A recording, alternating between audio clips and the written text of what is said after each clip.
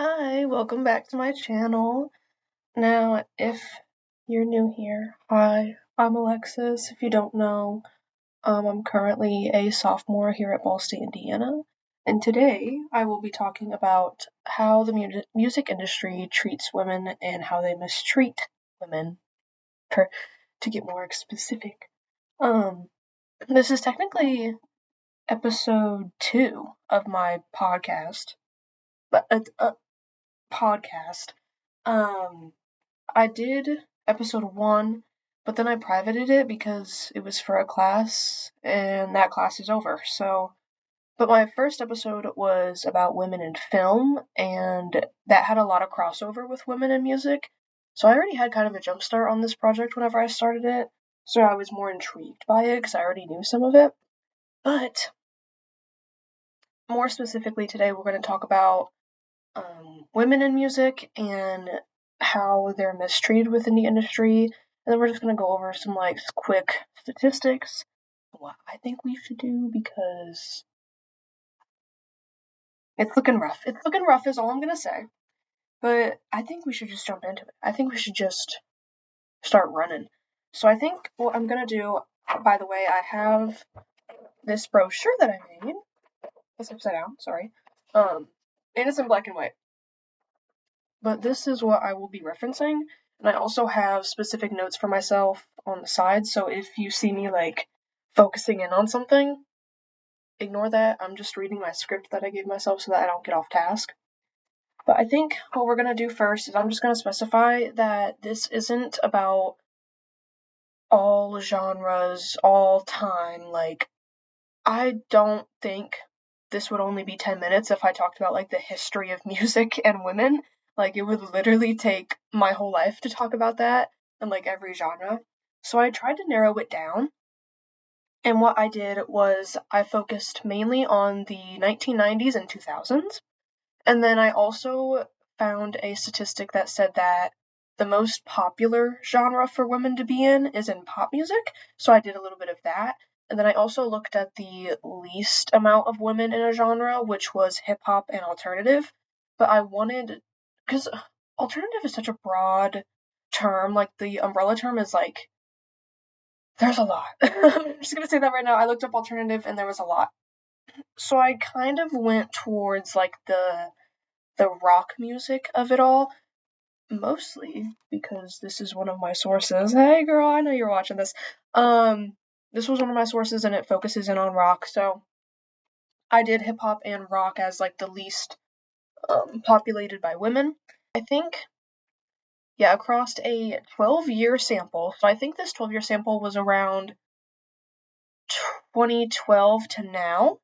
2012 to now. And it says that women artists were most likely to work in pop genre, which was at 34.7%, and the least likely in alternative and hip hop, which is a little bit over 14%, 14.7% and 14.9%, which crazy.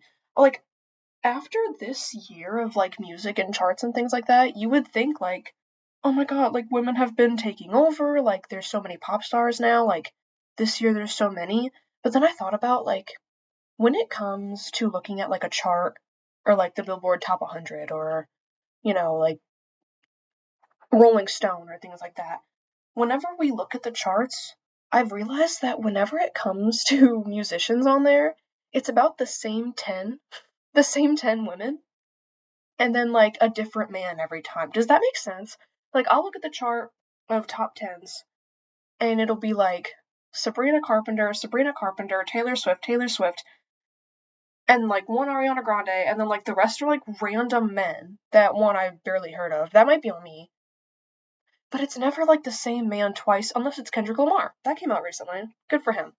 But also has anyone else noticed this? Maybe it's just me, but that was one of the main things that I was wondering about, because I was there's no way it's only 34%. I've seen so many women in pop, but then I realized it's the same artists over and over again.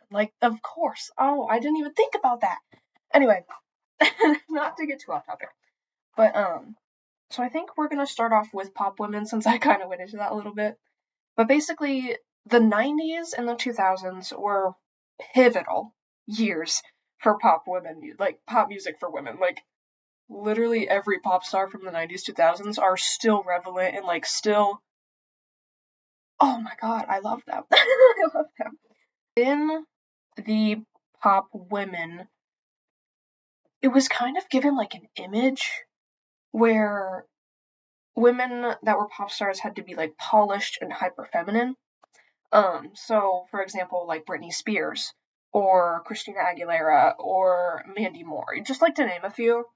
Um, they were driven to keep up these standards of over sexualized marketing, and it was giving the impression that their skill alone was not going to be their success, which, oh, of course, like whenever it comes to pop women, everyone looks at their appearance first, and it's hard for them to like grasp the music as well, which is really perfect.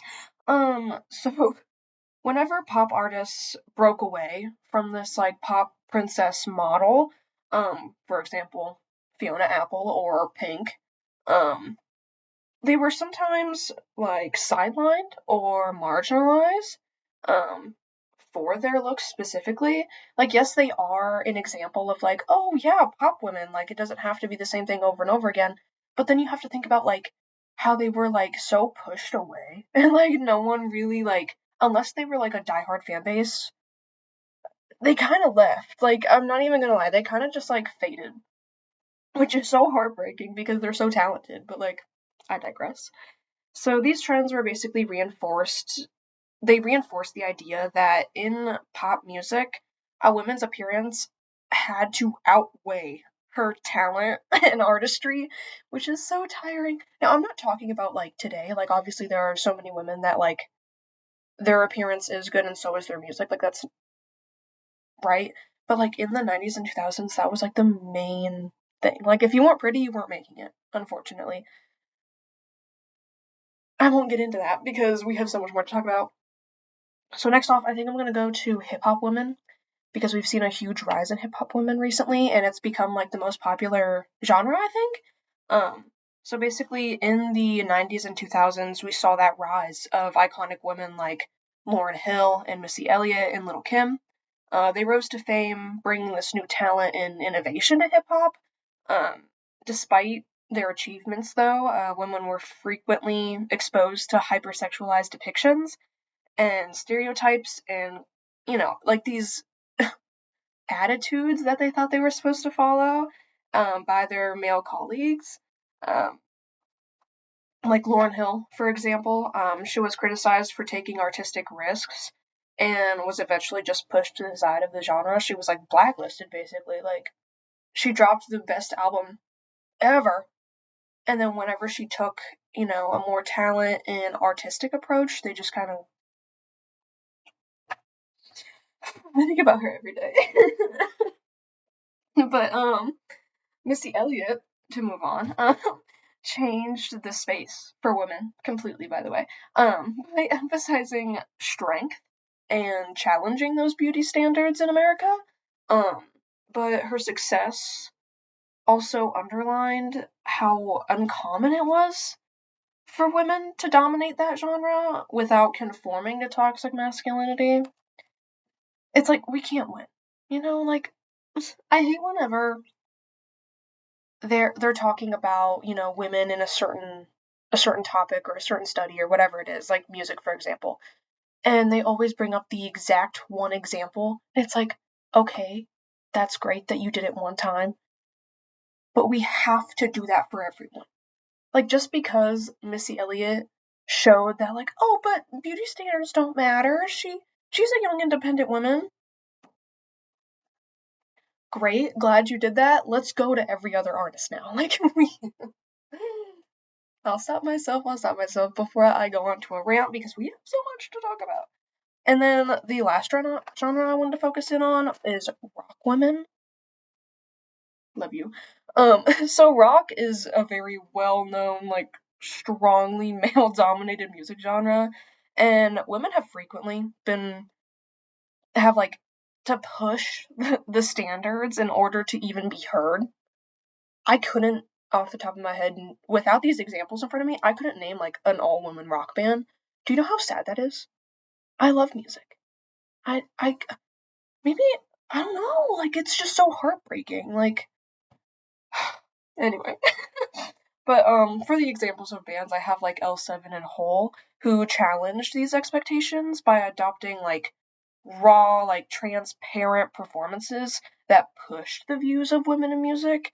However, they encountered so much criticism and sexism from society, with reviewers concentrating on their looks or behaviors whenever they performed, other than their music, which is the focus here. Like, for example, Hope Sandoval. Hopefully I said that right. I'm so sorry, Hope. She's a member of Mazzy Star. She was known for her subdued style and like down to earth, very reserved aesthetic, I guess. And it just the fact that Mazzy Star also wasn't really like known well in the industry. I mean, it's kind of growing today, which thank God. But she also faced criticism for being too quiet too. So like there's no in between. Like there's no middle ground where anyone is satisfied. You're either too loud or too quiet. Oh, because you're a woman. Oh, right. Right. Okay. Whatever. That's fine. Also, I have some current award statistics, because if you can imagine how bad some of these statistics are today, imagine what it was like 10, 20 years ago. Okay, just to put that into perspective, because I saw this recent article and I was like, I have to include this. It's so obviously women have been very, very, very overlooked during award ceremonies, and particularly in the male-dominated genres such as hip-hop and rock, for sure. Also, I didn't really want to get into like the behind the scenes of like songwriting and producing, because that's also a whole other fucking episode I could do. But specifically for like awards that are like producer of the year, like for the Grammys or like songwriters, things like that, it's very, very little amounts of not men. So so while, even though pop categories do have like a greater representation for women, it can sometimes confine to a few women that can like match the industry standards and like their criteria that they're trying to meet. So like even until recently, like as of last year, only 14.7% of Grammy nominees were women. Now think of how small that percentage is for the winners. Like that's not, hello. And that was last year. Last year there have been so many pop women like rising to fame, and then suddenly it's only 14% of women are being nominated for like huge awards. Hello. Anyway, but my real problem here is that whenever articles come out about it, New York Post, whenever they discuss these nominees, obviously they don't want to be a Debbie Downer and talk about feminism, but they mention these awards and these nominees and these statistics, and they'll pull up a graph, these little bar graphs they always have, and it'll be like a timeline of like 2012 to now or something like that, like some random timeline, and it'll show like an increase in the bar graph, and it's like, look, we're better than last year.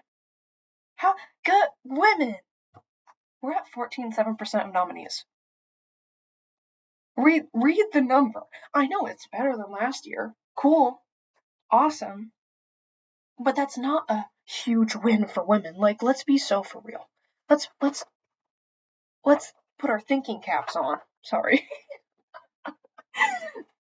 But so let's get more into how women have been treated when it comes to music. Specifically, I'll first start at like 90s radio, for example. So during the 1990s, radio playlists and music that the radio hosts would play, they were sometimes slanted very strongly towards male musicians, and women were basically assigned like a certain amount per hour or per slot.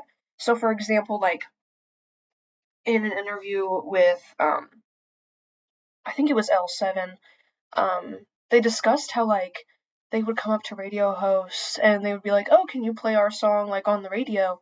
And there have been times where radio hosts have like specifically said like, "We have too many women on the radio for this hour. We can't put you." Too many women. Oh, oh, awesome. Which is so cool. so like, so yeah, radio stations have admitted to like avoiding playing too many women's like music back to back to avoid like losing followers. I don't know. How crazy is that? How insane is that to think about? So like stars like even like Madonna, which whenever you think about like the 90s and the 2000s, Madonna, put her on. Put her on. I love Madonna. Like what the fuck? But like they also encountered these difficulties to just even get airtime, which, you know, radio stations were such a huge like part of the music industry, like getting plays on the radio to like get your music discovered, and you're already limiting the amount of women you can play. I can't. I can't. This is so crazy. But obviously we saw this problem and women were like, what the fuck? Like this is not good. So in the 2000s, we started introducing streaming. So streaming platforms like Pandora and iHeartRadio and Spotify, things like that, which created so many opportunities for women because they're like, oh, now people get to choose who they listen to, like specifically, or they're like recommended new artists, and like it was a perfect solution, right? No, no, oh no, no, no. Recently, in a very recent article that came out, um, there have allegedly been allegations that the algorithms, specifically in Spotify, I don't know about anyone else, any other streaming platforms, but in Spotify specifically, they have found that these algorithms have started selecting male artists to play like more frequently than women. So the same fucking problem we had on the radio it's now in code. So like, and Spotify has been criticized for underrepresenting women in their playlists because Spotify has that feature where they like make playlists for you. So they have been called out for that. But this introduced like a whole new layer, a whole new area of issues in gatekeeping and in mistreatment towards these women. Of course. like my head's spinning, like I don't get it. So you're probably sitting here listening, being like, this is awful. This is awful. This is so unfair for women, that this keeps happening, especially whenever both of these things happen in the most popular genre and the least popular genre. Like, it's literally just women, period. Like, it's just all women. So you're probably like, what can I do? Because whenever I first found out about, you know, going through this research and going through like all of these statistics, I felt so like overwhelmed because there was so much I wanted to do, but it felt so tempting because like my brain was like, oh, well, you're not working in an office, you're not like a producer, you're not a radio show host, like you can't control these things, like you can't specifically like be sitting in a meeting as like a CEO of a label. Like I can't really make anything actually happen, but that's not true. That's simply just not true. I don't think people understand how important fans are to the music industry to the extent that they do. Because people obviously like, oh, they're fans, you know, pay their checks or whatever it is, but like genuinely how people act as fans could change everything, by the way. I don't know how like that is so pushed under the rug that like fans can't do shit, but we can for sure. So some of my advice just to get started, just to like feel like you're helping and like doing something, because I remember just like being so tempted and like intimidated because I was like, there's nothing I can do. I got you. So first thing, I for sure 100% support the artists. Oh my god, support the artists. Like, so for example, you can stream women's music. That's fine. That's okay. Stream women's music. But make sure you get like a diverse group of genres and music and artists and things like that to get people more exposure. It'll be more likely to recommend them. Also, follow them on their social medias. At this point in time, having an Instagram following can help. Having a TikTok following, like just like having that audience, it's so helpful. Voting for award shows if it's allowed, because obviously some things like the Grammys you can't vote for like Teen Choice Awards, you can definitely vote on those. Like there are multiple award shows that happen here in the US where people and fans can vote, so make sure you vote for these women that you enjoy. Please. And then also, it can help like amplify their work. Like getting an award can help bring them up. But also, I know that this is not always financially possible for someone, but also attending concerts, buying their music, and getting their sales up. So helpful, so helpful. Also, holding accountability of all of these labels, for sure, for sure. You gotta call out sexist or demeaning lyrics, videos, actions. Don't let society tell you that this is all normal, because it happens all the time. That it's not normal. This isn't normal. Never has been. It's just how it happens, unfortunately. But it's not fucking normal. It shouldn't be happening, period. Um, Also, support campaigns that do challenge these systems and stereotypes, like that challenge these labels and these artists. Make sure that you keep up with them and make sure, support them, whatever it is. Do not continue supporting artists or labels or producers that have continuously shown mistreatment towards women. I feel like that one's a little obvious, but sometimes you have to say it. Some people don't even think about that. But yeah, don't continue supporting them. Don't stream, buy, like just hey, you're an awful person. Next. Find a new artist. There's probably a woman out there that's way cooler. Come on. But also the last thing for solutions and like advice, be open to conversations. You don't have to be the most educated person on this topic ever. I get it. Like, it's gonna be okay. Like, I'm not 100% educated either. There are things that are faulty no matter what we talk about. But just like sharing these topics and speaking out against mistreatment is already such a huge step forward, especially whenever we've seen this recent wave of women in music speak out against how they were treated in the 90s and 2000s, and we have to keep that talk up.